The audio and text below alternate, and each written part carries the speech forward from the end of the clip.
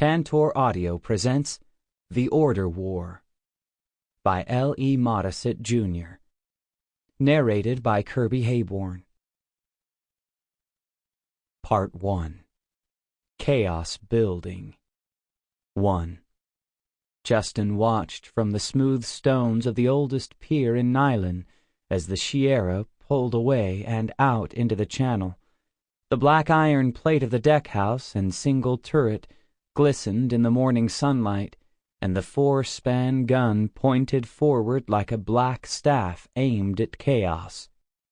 A thin line of white water flowed aft from the newest warship of the mighty 10 as she eased out into the Gulf of Candar between the twin breakwaters that dated back to the building of Nylan itself. The young man in engineer's black brushed a hand through his short and light brown hair before glancing at the 3 students. "Watch closely, with just your eyes, after she clears the breakwater." "Watch what?" asked the thin, red-headed boy. "The ship, silly," answered the stocky girl. "Why?" questioned Nora, the petite and big-eyed blonde girl. "Watch," repeated Justen. As heat pulsed from the Sierra's funnel, visible only as a wavering of the greenish-blue sky to the west, white streaks seemed to flow back from the bow as the black warship built up speed. Suddenly, both wake and ship vanished, leaving only the heat lines across the western sky. "What happened?" asked Daskin, the redhead, a hand raised to scratch his thick, curly hair. "The brother raised his shields, of course, just like we're going to be taught to do." The stocky girl, Jill, did not quite snort her disgust, but flipped her hair away from Daskin. Justen stepped back to avoid swallowing long, black, loose tresses. He did not contradict her statement about being taught shielding, but it would be years before any of these 3 were ready, at least from what he could tell, but that, thankfully, was not his decision. "Let's go." He turned uphill, and the 3 students followed, Nora trailing, her eyes still turning seaward toward the heat lines that were the only trace of the Sierra. A light breeze, bearing a remnant of chill from the later winter, ruffled his black overtunic. As they passed the armory, a lanky, red-haired woman in green emerged. "Crytella!" Justen waved. "Justen, I'll walk up to the classroom building if you're headed that way." Crytella smiled. "Do you know if Gunner's anywhere around?" "No. He's up at Land's End, studying the Founder's records of the change." Justen tried to keep his voice level. Gunner. Always Gunner. As if his older brother were the great Kreslin himself. "Are there any? Real records, I mean?" "I suppose there must be. Doran certainly left records." Justen stopped outside of the long and low black stone building that almost seemed part of the grassy hillside. "But he was an engineer. He also wrote The Basis of Order. Most of it, anyway." Justen gestured at the 3 students. "You can get something from the fruit table in the dining hall. Then we'll meet in the corner room." "Thank you, Magister Justen," the 3 chorused. "I'm not a magister, just a junior engineer of sorts," Justen observed, but the 3 had already trooped off. "How can you be happy offering beginning order instruction to spoiled kids?" asked Crytella. "Why not? Someone has to, and—" Justen stopped, realizing that once again Crytella had compared him unfavorably to his older brother. He forced a grin and continued. "And I'd better catch up with them before they eat all the fruit." "Tell Gunner I need to talk to him." "I will, but you'll likely see him before I do." "Have fun with your students." "Thank you." The 3 had not eaten all the dried fruit, having left at least half of it. In passing the snack table, Justen grabbed several dried pear apple sections and stuffed them in his mouth. He chewed and swallowed quickly. Then he walked down the stairs to the below-ground corridor that bisected the sunken indoor garden. The garden separated the dining wing from the classrooms. The three looked up from their cushions as he closed the door. "Take out your basis of order. Let's take a look at the third section of the first part, page 50, the part about the concentration of order." Justen waited as they paged through the books that were still too stiff, as if the only time they read was when Justen insisted. "Would you read it, Nora?" The wide-eyed blonde cleared her throat. "A staff or any other object may be infused with order. If the balance is maintained, concentrating such order must result in a greater amount of chaos somewhere else. Therefore, the greater the effort to concentrate order within material objects, the greater the amount of free chaos within the world."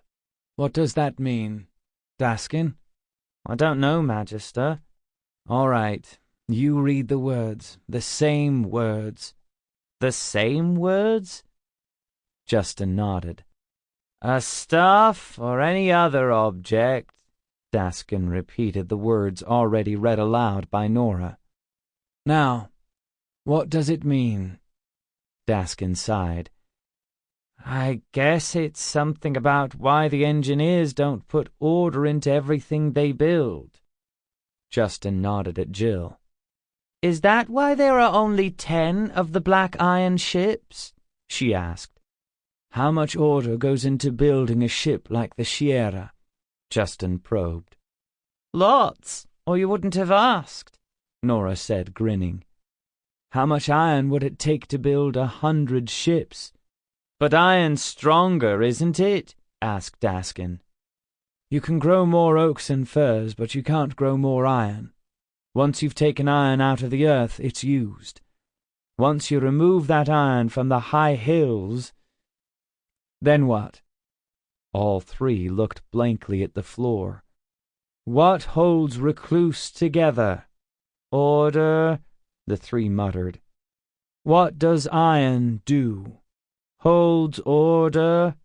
"Fine. What happens if we take all the iron out of the high hills? Why do you think we try to buy as much iron as we can from Hamor, or even from Lydia?" "Oh, that keeps more order in Recluce?" "Right." Justen forced a smile. "Let's look at the question of limits. Where will you find that, Jill?" The stocky girl shrugged. Justen took a deep breath instead of yelling. He waited before saying, "Look toward the end of the opening chapters, all of you. Tell me when you find something." Justen walked from one corner of the room to the other. Had he and Gunnar been so slow? The three students continued to page slowly through the basis of order. Finally, Nora raised a hand. "Is this it?"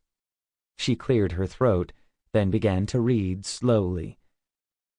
"If order or chaos be without limits, then common sense would indicate that each should have triumphed when the great ones of each discipline have arisen.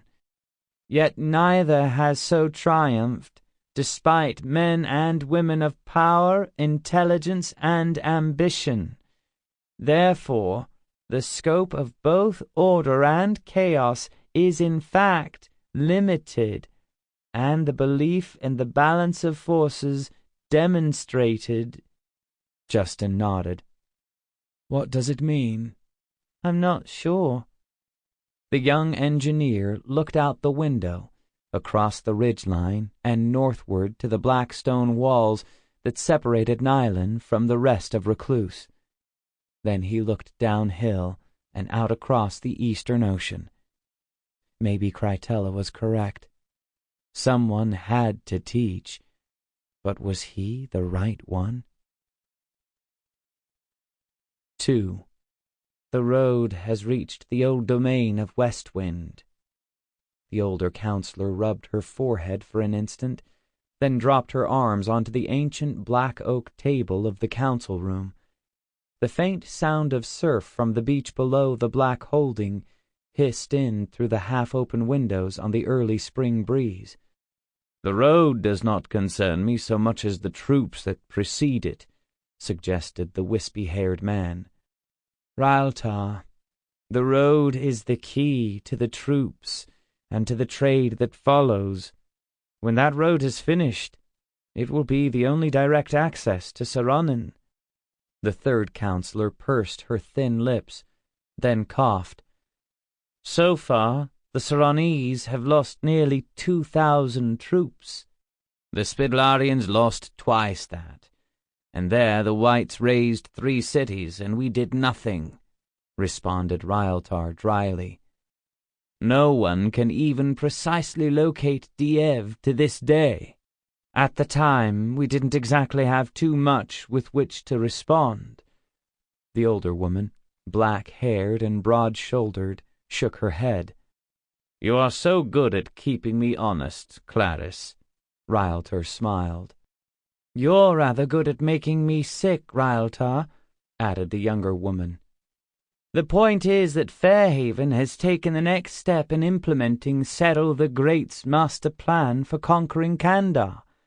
The question is what we intend to do about it." "Ah, yes. The great master plan of which we have heard so much for so many decades. Thank you for reminding me, Jenna." "Rhaltar, be serious." Jenna held back a sigh. "I am being serious. Why don't we face the facts? First, with our ships, even if all of Candar falls to Fairhaven, just how could the White Wizards threaten us? Second, we scarcely have the trained troops to send an army to Sarronnyn, nor could we raise such a force without conscription, and conscription would destroy us more surely than Fairhaven would." Rhaltar turned toward Jenna. "Just tell me, what is the threat to Recluce? What can Fairhaven really do to us?" "Destroy our basis of order, or reduce it to the point where our ships can no longer defend us." "Oh? Have you been talking to old Gailart again?" "I don't think that Gailart's age automatically discredits his logic," interjected Clarice. "Jenna's, or Gailart's, point is valid. The Whites are creating domesticated order to increase their chaos power. Once they take Fairhaven, what is to keep them from taking Hamor? Or for the Hamorians to follow the same example?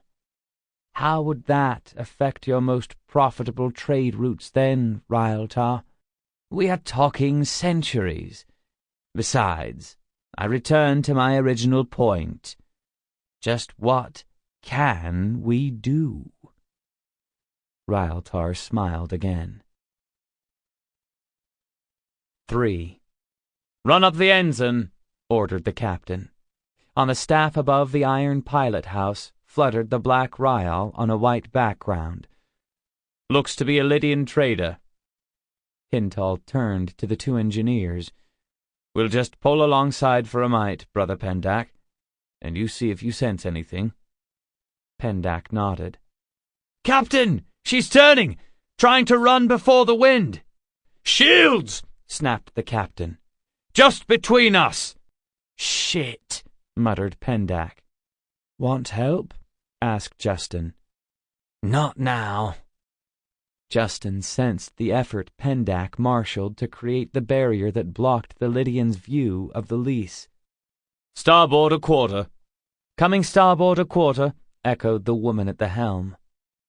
The lease turned downwind, and heavy turbines whined beneath the plated decks, the sound so faint that Justen sensed the increased power rather than heard it.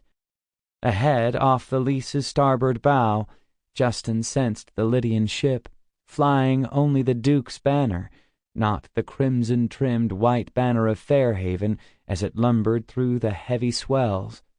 What he and the crew saw off the bow was a black emptiness. What the Lydians saw was an empty sea off their port quarter. "Course bearing on the Lydian?" asked the captain. "Steady on the starboard forequarter, Captain. 3 cables and closing," answered Pendak, the ship's brother. "Bring her port and eighth. What devil's trick are the whites up to now?" Captain Hintall had never forgotten that his great-great-grandfather had captained the Black Hammer. Unfortunately, he had never let anyone else forget it either, reflected Justen. "Coming port and eighth." The woman at the helm eased the wheel port to parallel the Lydian's course.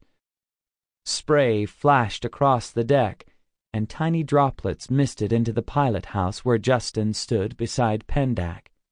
The older engineer's forehead remained beaded with sweat from the effort of holding the single-edged shield in place. Hintall turned toward the gunnery chief. "Ready weapons?" "Turrets ready, Captain.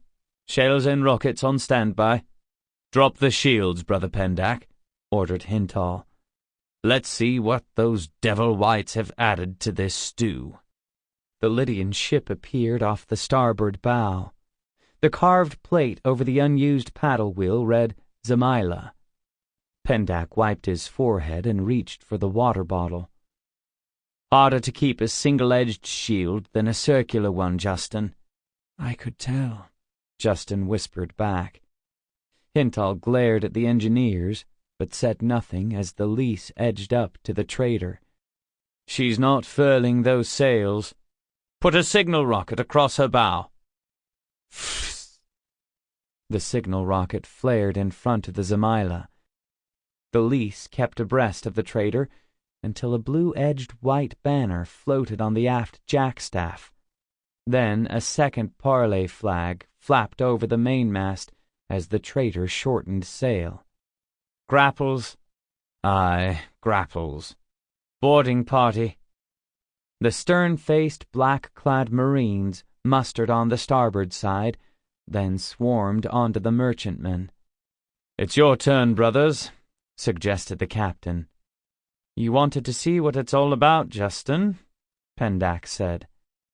The younger engineer followed Pendak up the ladder and onto the gently pitching deck of the Zamila, where the crew had already circled away from the boarders and were clustering either on the poop or near the bowsprit. The black-clad Marines marched the man in the captain's jacket to the foot of the mast. "They say he's the captain." "Have you always been the captain of this ship?" asked Pendak wearily.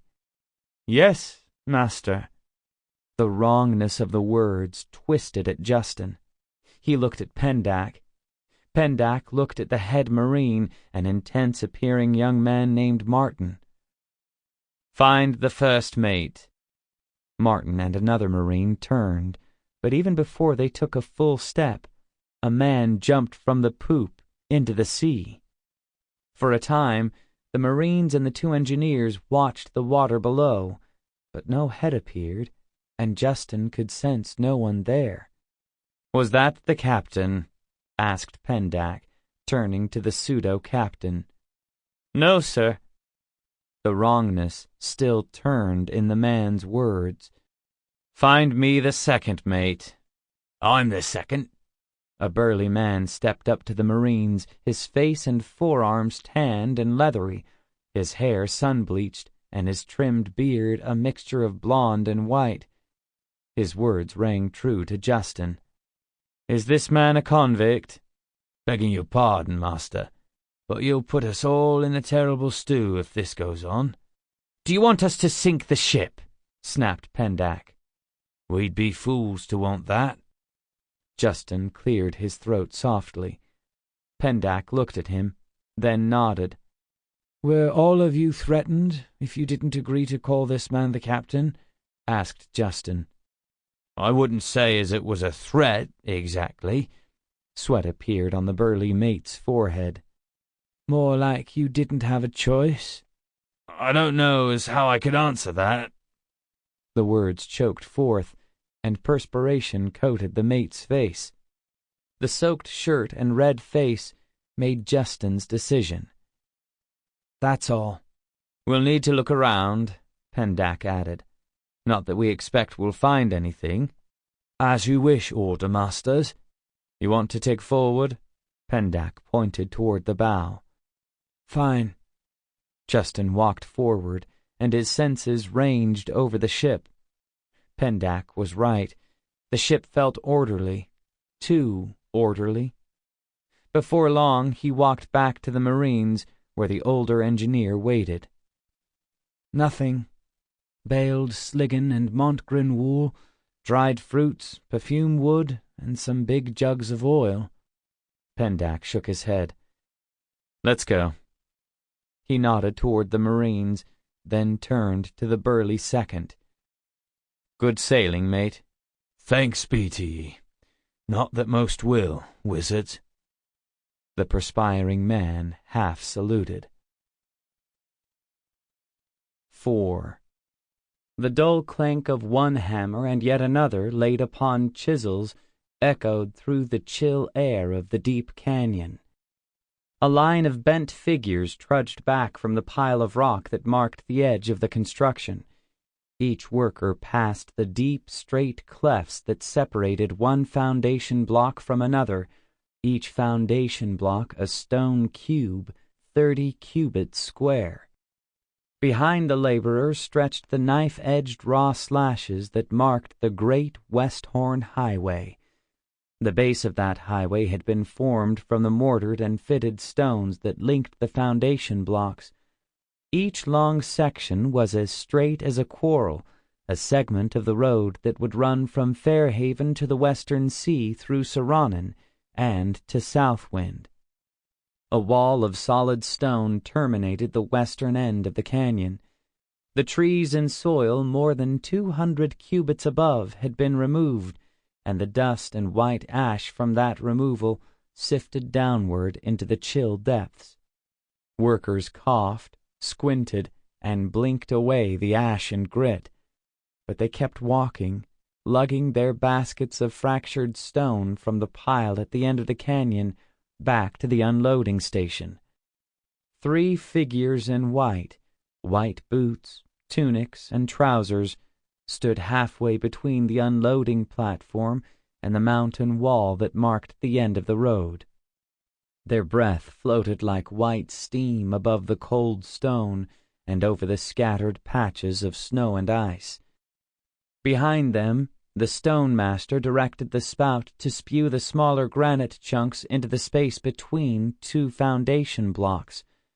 The yet unlined watercourse beside the leading edge of the road held no water, nothing except powdered rock, grainy snow, and scattered ice fragments. Tweet! Tweet! A whistle split the chill. Stand clear! Stand clear! The warning shrilled from the thin lips of the overseer, a woman in white leathers, who also wore a sword and a white bronze-plated skull cap. Close your eyes! Close your eyes! The nameless workers huddled behind the movable plank barriers, eyes closed. Crack! Crack! A flash brighter than the noonday sun, sharper than the closest of lightnings, flared across the stone wall that faced the end of the highway. Rock 50 cubits deep, splintered, separated, and slid into a rough pyramid at the base of the canyon. Rock dust mushroomed, adding a powdered white mist to the air, blurring the sharp edges of the canyon walls. "Head out! Load up!" called the overseer. 2 of the 3 wizards walked slowly, tiredly, back toward the amber coach that waited where the smooth-finished paving stones ended. The workers staggered from behind their barricade toward the pile of granite that would be removed for fill, or for reshaping by the stonecutters before the masons came and fitted and mortared the stones together. "Load up!" came the command again. The workers' steps carried them once more toward the tumbled rocks, as workers' steps had carried nameless prisoners for centuries on the great highway to the west. Even before the dust had settled, those steps carried them, as so many before them, forward toward the loading rack that the other prisoners had slid into place beside the tumbled stones. "Just the grey stones!" The long line of workers edged forward, men and women bearing identical baskets. Clink, clink. Behind them, the stonemasons resumed their work, crafting the flush-fitted grey walls and storm drains that linked the base blocks of the road. The loading crew began to place the squarish stones into the loading bin, and the first porter eased his basket into the rack. "Next!" The workers shuffled forward, their leather boots scraping on sharp-edged stones. "Next!" 5. "What'll you have, gents?" Gunnar coughed, cleared his throat, and motioned to Justen. "Dark beer." Justen glanced past the serving woman toward the new gas lamps by the door, still unlit in the afternoon light pouring through the half-open windows of the inn. The woman looked at his black tunic and trousers. "Dark beer," he repeated. "I don't even want to know about your day, engineer." The heavy, grey-haired woman shook her head and glanced toward Gunnar. "Greenberry." The sandy-haired man's fingers drummed idly on the polished dark oak. "That's not much better. You like anything to eat? The mutton pie's tasty, and even the chops are good today." "No, thank you," the brothers said, almost in unison. "Well," murmured the woman, turning toward the kitchen, "no telling with wizards and engineers. Just no telling but what they've done today. Who'd really want to know? Dark beer and greenberry." Justen grinned. "The beer's not good for you. Why do you drink it? Just to make Father angry or to annoy me?" Gunnar smiled faintly. "I suppose that annoying my terribly superior older brother is as good a reason as any, except that it's not true. I just happen to like the taste. Besides, I am not a great order master, a superior air wizard such as you. I'm just a lowly engineer who toils in the workrooms under the scathing eye of Altara."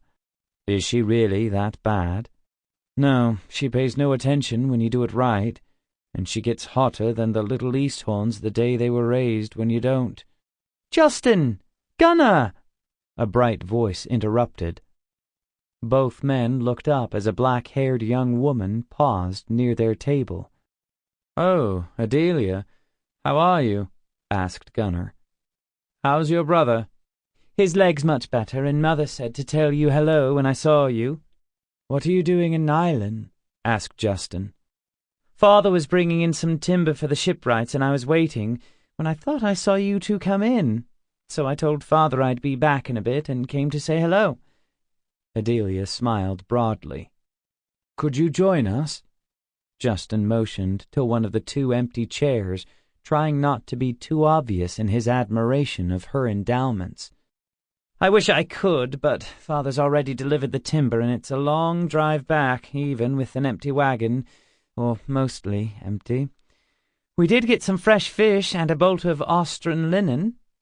Adelia straightened up. "I really do have to go."